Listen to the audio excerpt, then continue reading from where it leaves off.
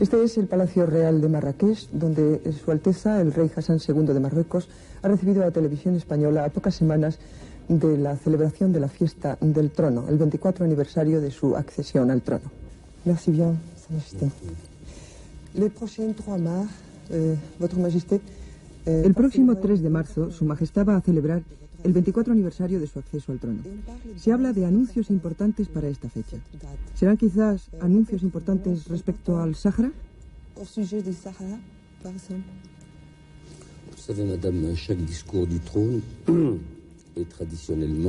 Señora, cada discurso del trono está tradicionalmente dedicado a lo que se ha hecho durante el año y también a las medidas más importantes que hay que tomar, sobre todo en política interior. Es, como quien dice, el discurso del Estado de la Unión. En lo que se refiere a Marruecos, este discurso es importante, aunque no creo que tengamos cosas ruidosas ni revolucionarias que decir a la opinión pública internacional, ni siquiera regional.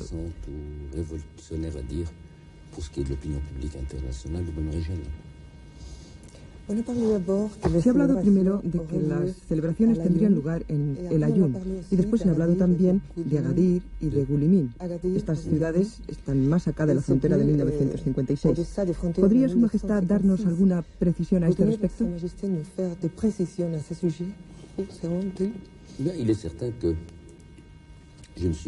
Es cierto que no he estado nunca en El Aaiún, he estado en Dakhla, como sabe.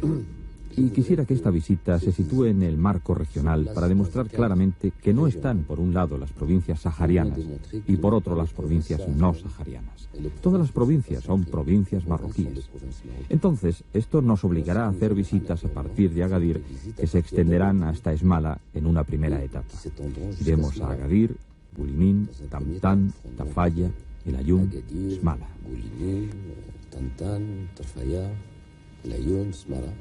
Tendremos sesiones de trabajo con la Administración y los ministerios interesados en el equipamiento en general.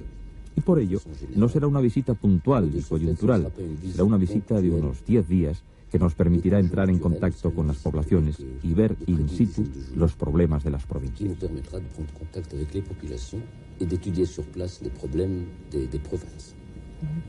Entonces, el discurso de Su Majestad, el discurso del Estado de la Unión, ¿dónde tendrá lugar? Donde se celebren las fiestas del trono en general. ¿Cree Su Majestad que hay una solución militar para el Sáhara y en ese caso el coste humano y económico será soportable para su pueblo?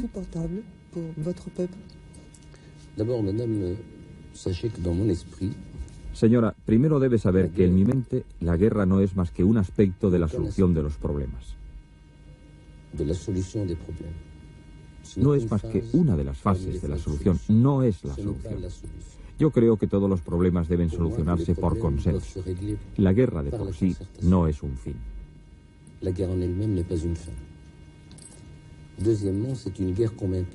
En segundo lugar, es una guerra que me impone.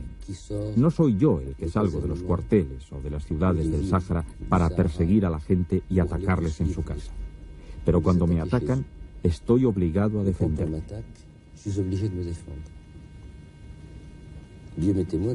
Y sepa que deseo que esta estúpida guerra termine lo antes posible, porque en definitiva es una guerra fratricida.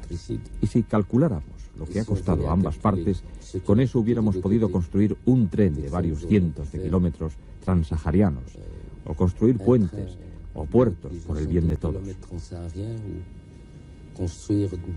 Des ponts à l'échelon maghrébin ou des ports à l'échelon maghrébin pour le bien de tous.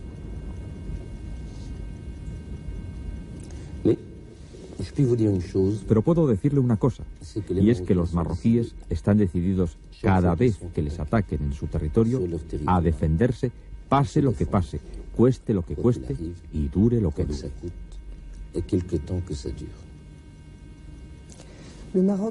Marruecos parece interesado en celebrar una cumbre de países del Magreb y se multiplican los contactos, especialmente entre Argelia y Rabat o Marrakech. ¿Podría Su Majestad decirnos cuál es la situación?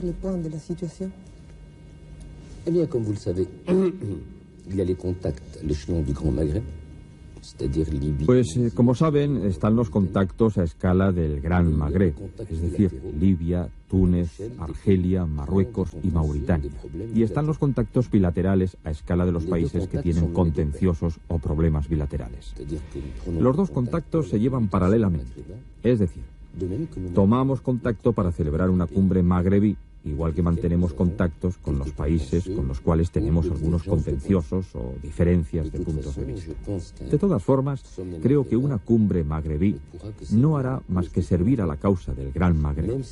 Igualmente, si hay problemas sobre los cuales no estamos de acuerdo, no estamos obligados a tratarlos en la primera reunión.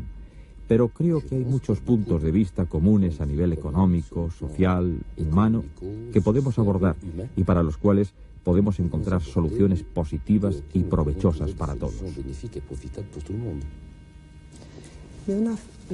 Se tiene la impresión de que Argelia hace de la presencia de la República Saharaui, reconocida por la OUA, un requisito previo para la celebración de esta cumbre. ¿Es cierta esta impresión?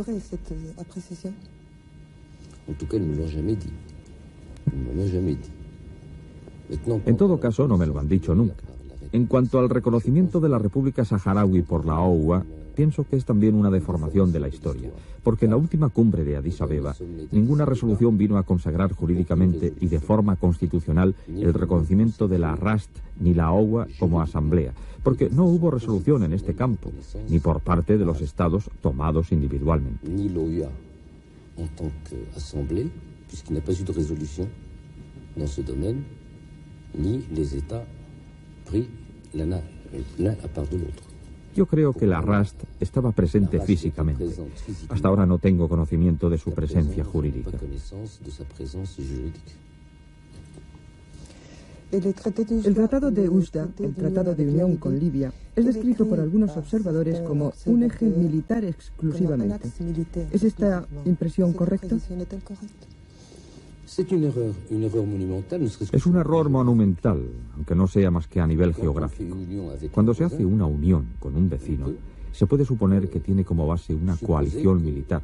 Y cuando se ha hecho con un Estado que está a varios miles de kilómetros, es una utopía. Es un poco lo que ha ocurrido con Egipto y Siria, cuando no eran más que un solo país.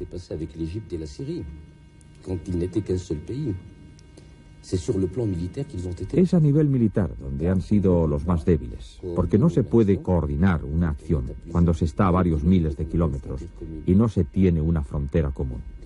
El tratado de guerra entre Marruecos y Libia no es un tratado bilateral. Se llama la Unión Árabe Africana y por tanto está abierta a todos los países africanos y a todos los países árabes que quieran entrar.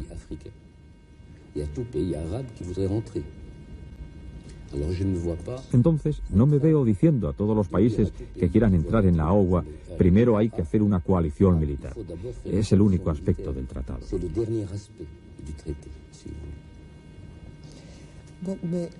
Pero se ha empezado por la unión entre Marruecos y Libia.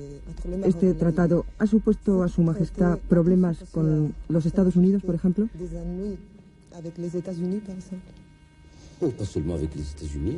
No solo con Estados Unidos, sino con muchos otros países, amistosamente desde luego, porque Marruecos es un país independiente, soberano, tiene derecho a unirse con quien quiera.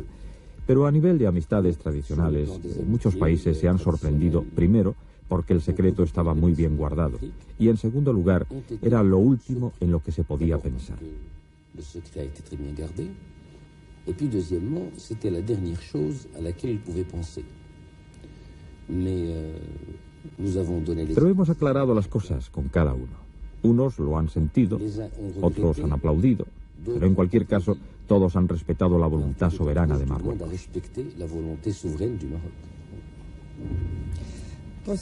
Recientemente, Su Majestad ha declarado que Marruecos era por lo menos tan europeo como Grecia y que el país debía ser miembro de pleno derecho del mercado común. ¿Podría darnos algunos detalles?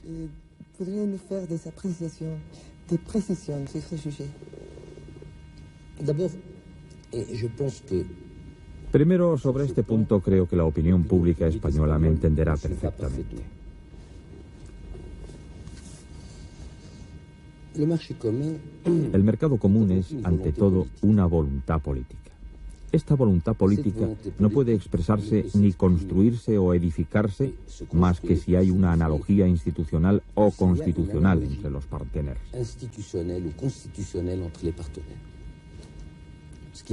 Lo cual significa que Europa no hubiera podido hacerse si dentro de Europa hubiese un Estado totalitario o un Estado socialista, marxista.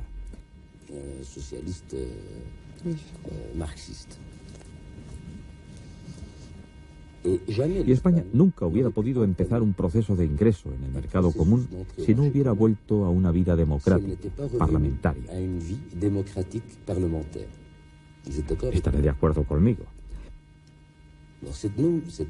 Esta misma voluntad política, esta elección política, la ha hecho Marruecos desde hace años, desde el principio de mi reinado.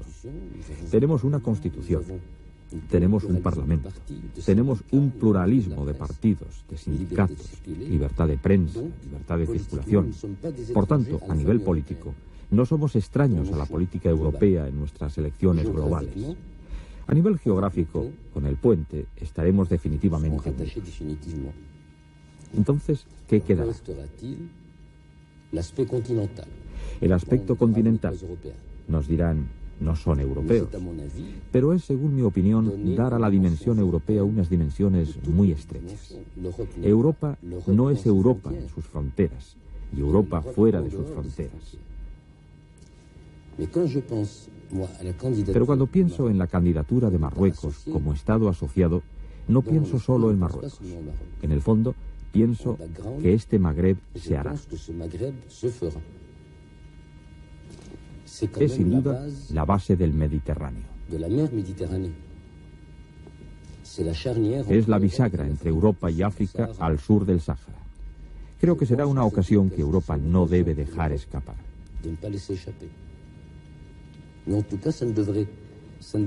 Pero en todo caso, no debería sorprender a nadie. Quizás esto no sea aceptado, pero objetivamente, a nivel institucional, a nivel constitucional, al nivel que queramos, a nivel geográfico, no es una monstruosidad el haber pedido ser miembros de pleno derecho de la Comunidad Europea. El ingreso de España en el mercado común causa inquietudes a Marruecos, según algunas opiniones escuchadas aquí. El momento está próximo y el público español estará muy interesado en conocer su opinión. Ante todo, mi opinión es que España es un país vecino, es un país amigo. Si su ingreso en el mercado común le es útil, como es un país amigo, no puedo más que desear a España que su ingreso en el mercado común tenga lugar lo antes posible, porque es un país vecino y amigo. Ahora, si España comparte los mismos sentimientos que Marruecos a nivel bilateral, creo que España hará todo lo posible para que su ingreso no perjudique demasiado a Marruecos.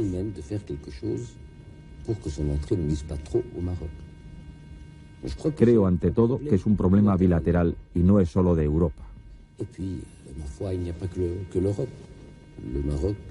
Marruecos, desde ahora, debe buscar salidas en el exterior. Y en Europa no tenemos solo competencia, tenemos países que son amigos nuestros y que entienden nuestros problemas. Y es cierto que los países europeos del norte, por ejemplo, que no tienen cítricos, que no tienen legumbres, sino que tienen más bien leche y quesos, están más cerca de nosotros a nivel de competencia que los países mediterráneos.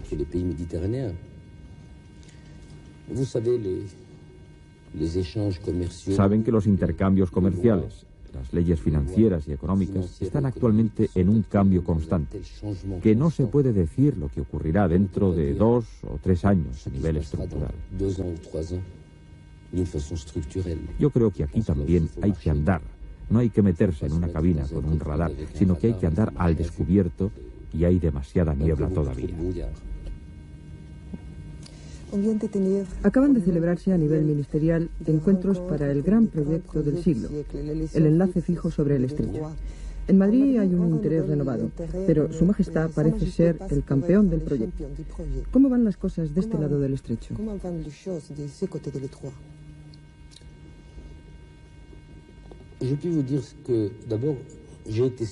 Puedo decirles que yo creía ser el promotor del proyecto porque ya le había hablado de ello al general Franco en el 63. Y cuando últimamente he visto al ministro de Transportes del gobierno español, Me anunció que no era yo el promotor de esta idea, sino que se remontaba ya al siglo pasado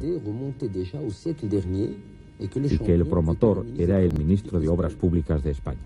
Ya no recuerdo su nombre, pero me ha dicho que en el ministerio había un cuadro que representaba al ministro con la mano sobre el mapa geográfico con un proyecto de puente sobre Gibraltar. Así que parece que ustedes son los promotores de la idea. Pero nosotros tenemos mucha fe en ello y pensamos que si hacemos este puente, y lo haremos, se cerrará el broche sobre el mar Mediterráneo. Los tres continentes estarán unidos entre sí: África, Europa y una parte de Asia. Y es realmente un proyecto a la altura de nuestras ambiciones. Hay que unir lo que la geografía ha desunido. Su Majestad el Rey Juan Carlos ya le ha hecho una visita de Estado, y el primer viaje del presidente del gobierno español fue a Marruecos. ¿Su Majestad tiene idea de hacer alguna visita próximamente a España? Y en todo caso, ¿cómo ve Su Majestad el conjunto de las relaciones entre los dos países? Primero, las relaciones entre Su Majestad el Rey don Juan Carlos I y yo son cordialmente fraternales. No pasan 2 meses sin que nos telefoneemos directamente. Nuestras familias se conocen bien y considero que esto es muy importante para las relaciones entre nuestros dos países. En segundo lugar, debo decir que he visto al presidente del Consejo en Fez. Era su primer viaje al extranjero y he apreciado mucho el gesto que ha tenido con Marruecos. Hemos tenido una conversación muy interesante y me ha permitido telefonear al rey de España diciendo: Juan, he visto a tu ministro, a tu primer ministro, y te felicito, es un hombre de Estado. Fue mi primera reacción. Después he visto a otros ministros, como el ministro de Asuntos Exteriores, de Agricultura y Pesca, el ministro de Defensa y el ministro de Transportes. Debo decir que me di cuenta de que el gobierno español tenía un equipo de primer orden, por las personas que vi. Y todos animados, como estamos aquí, por una gran amistad y una cooperación sólida y permanente entre los dos países.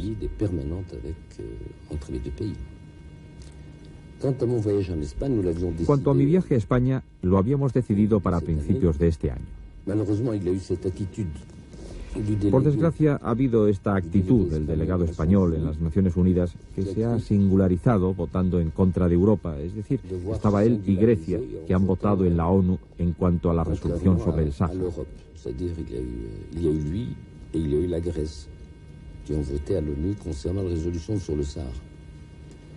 Grecia está en su derecho de hacerlo. España está en su derecho de hacerlo. Pero que de toda Europa sea simplemente España, no he dejado de indicarle al rey esto, y le dije que tendría que pasar algún tiempo. En fin, volveremos a hablarlo. Pero no creo que el invierno sea la estación más adecuada para visitar Madrid. Creo que en primavera podremos hacerlo. Me apetece mucho. Si Su Majestad desea decir algo al pueblo español. Je dirais au peuple espagnol que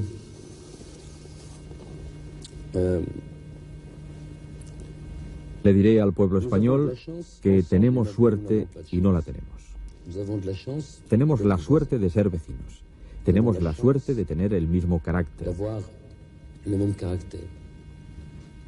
De tener una historia tan rica, unos como otros, y de tener un pasado común. Y nuestra mala suerte es que tenemos el mismo temperamento, que nos acaloramos por nada.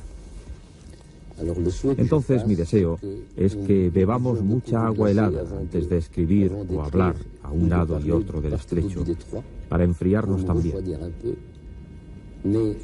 Pero le diré a este pueblo que conozco su historia y él conoce la mía. Esta misma historia hace que nos hayamos peleado mucho, pero también que nos hayamos mezclado mucho y, por tanto, que debamos abrazarnos mucho en el presente y en el futuro. Gracias.